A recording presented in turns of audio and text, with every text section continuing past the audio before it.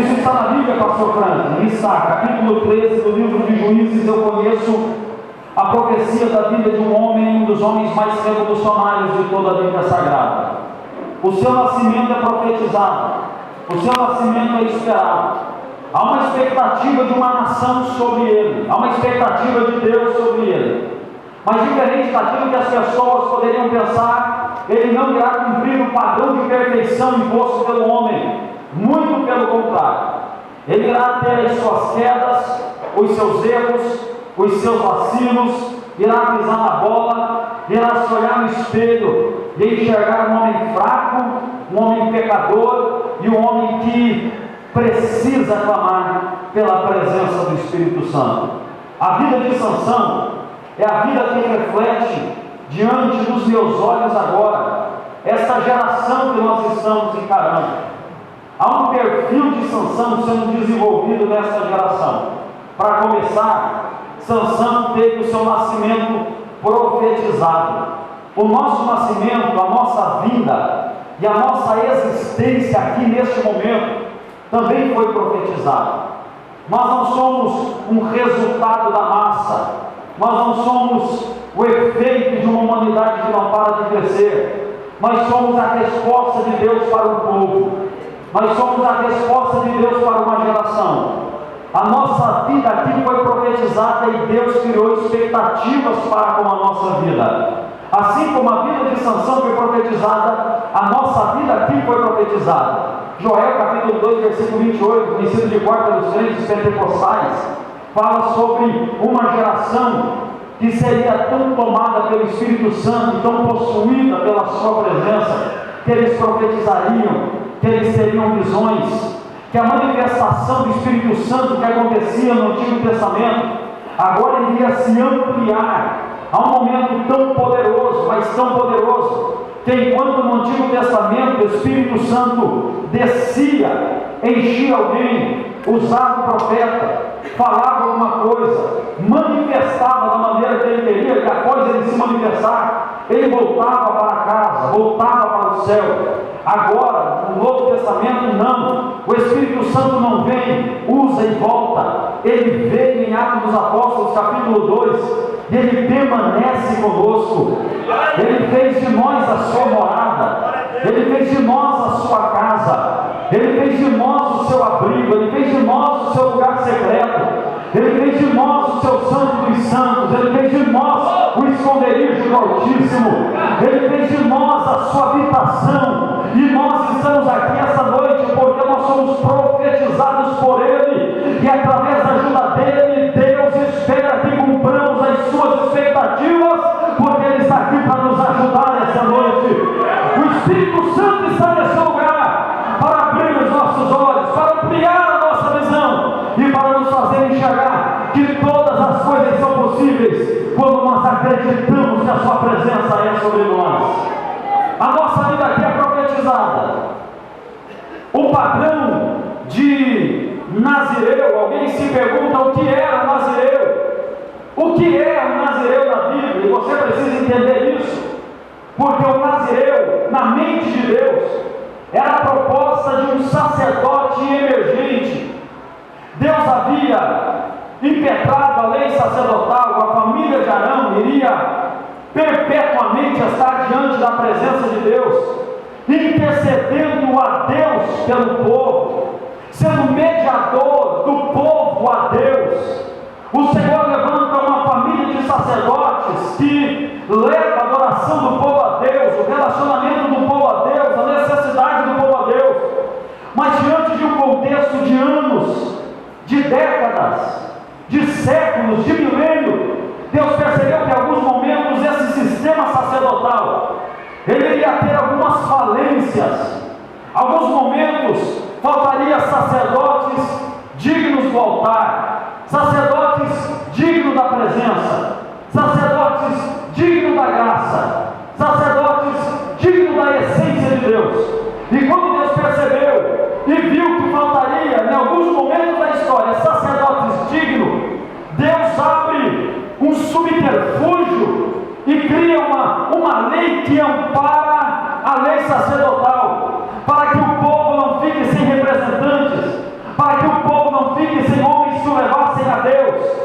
E o nazireu é exatamente essa ideia de um sacerdote emergente.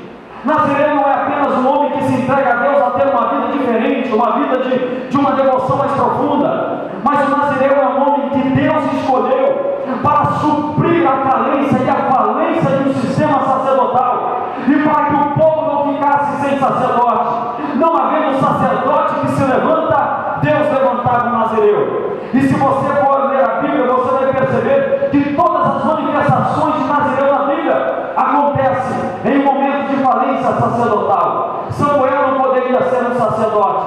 Samuel não vem da tribo de Levi. Samuel é da tribo de Efraim. Efraim ainda não pode ser um sacerdote.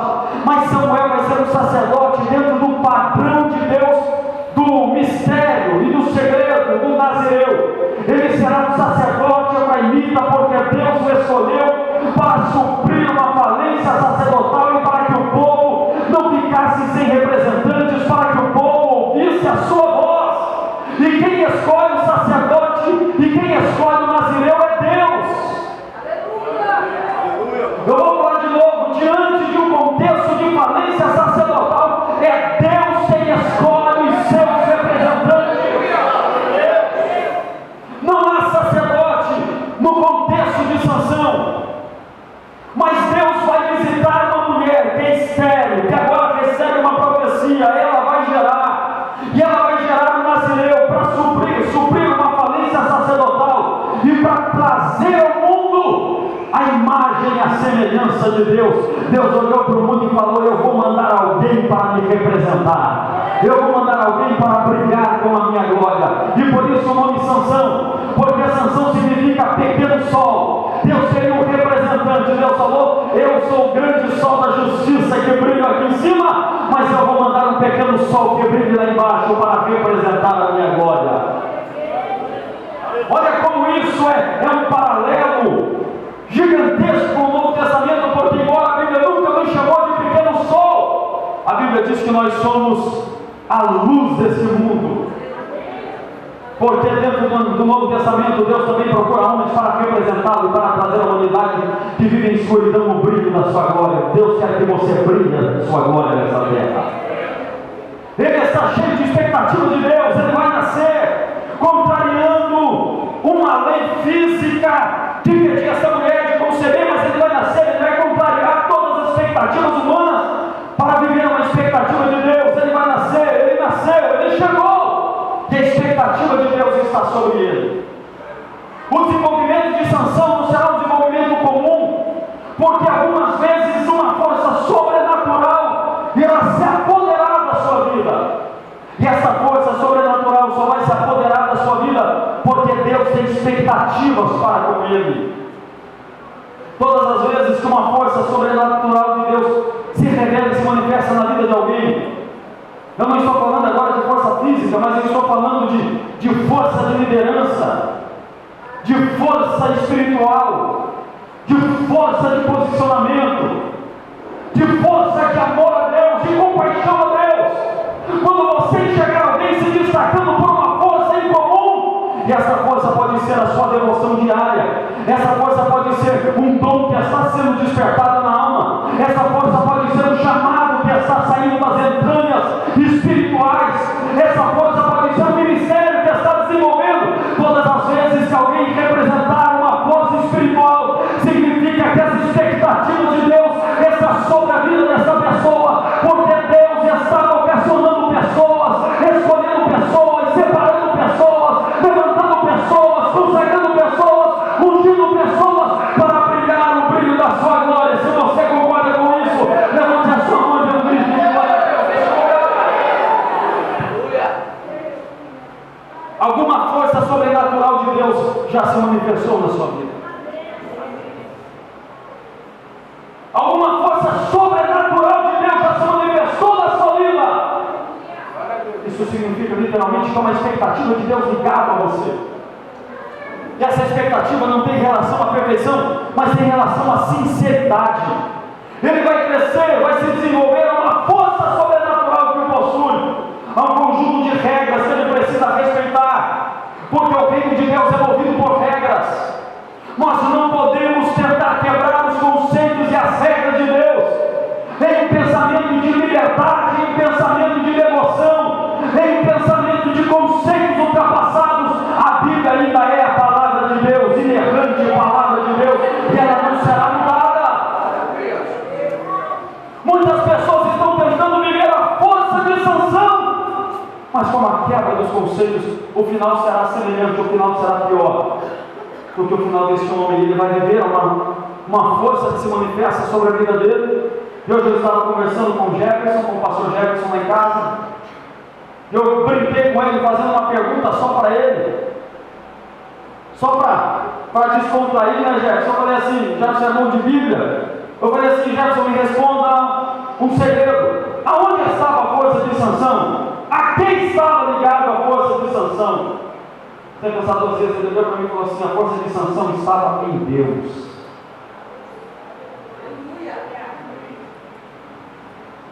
Estava em Deus.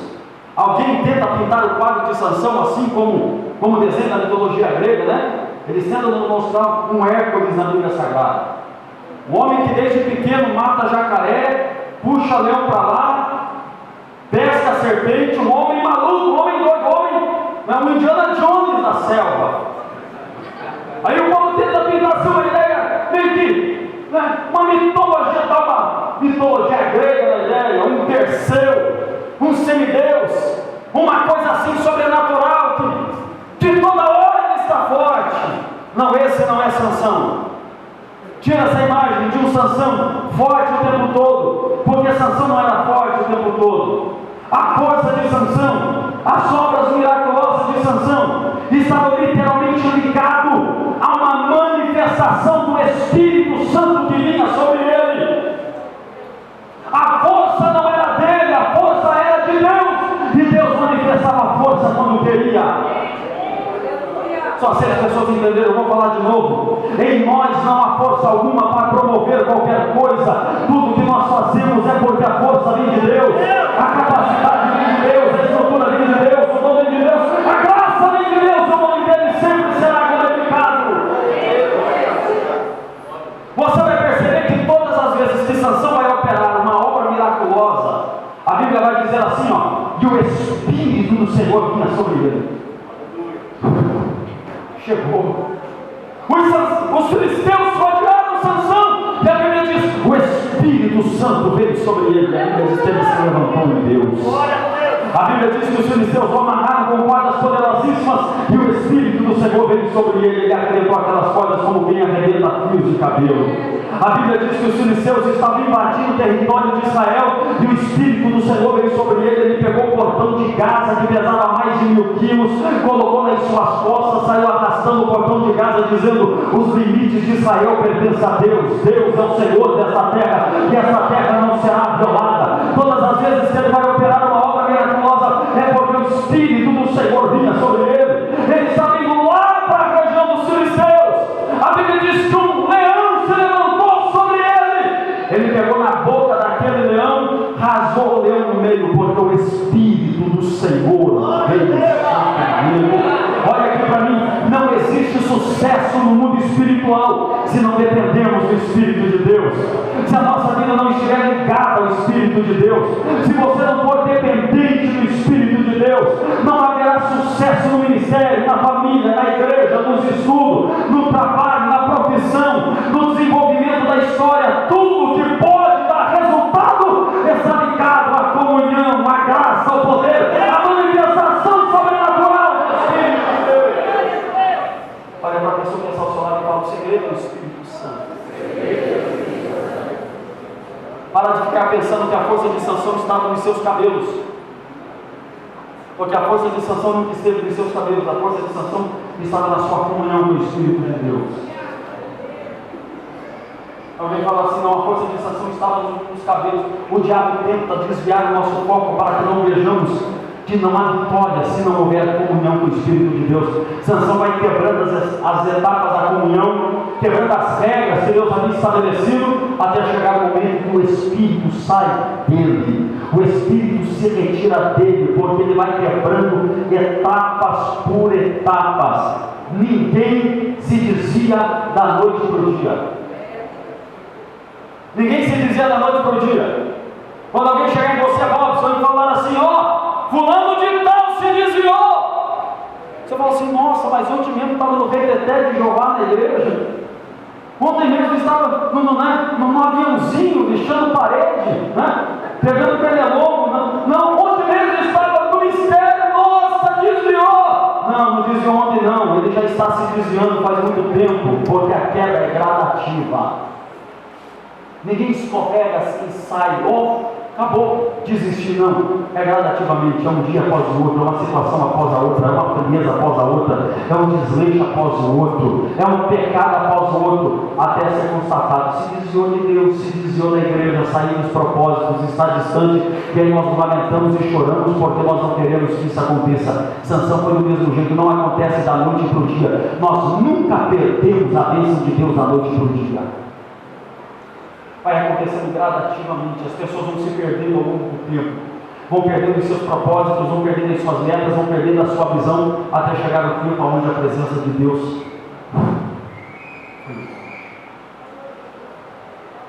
O diabo está usando um movimento gospel, e eu vou falar de novo: o diabo está usando um movimento gospel que tenta nos ensinar que não é preciso ter comunhão e vida devocional com Deus, que não precisa ser dependente, porque agora ser evangélico é status, é moda, igualzinho aconteceu quando Constantino colocou no estado de Roma a religião oficial do império. Agora eu vou agradar o imperador e vou até levantar a mão. O famoso, quando para de fazer sucesso no mundo, sempre dá um jeito de entrar na igreja, levantar a mão e rapidinho consegue a fama, tudo de volta. É o cantor quebrado, é a atriz quebrada, é o comediante quebrado, é tudo quebrado, porque quando está no auge não aceita Jesus não, mas quando quebra, vê no Evangelho uma oportunidade de ter coisas fáceis. O sangue de Jesus tem poder.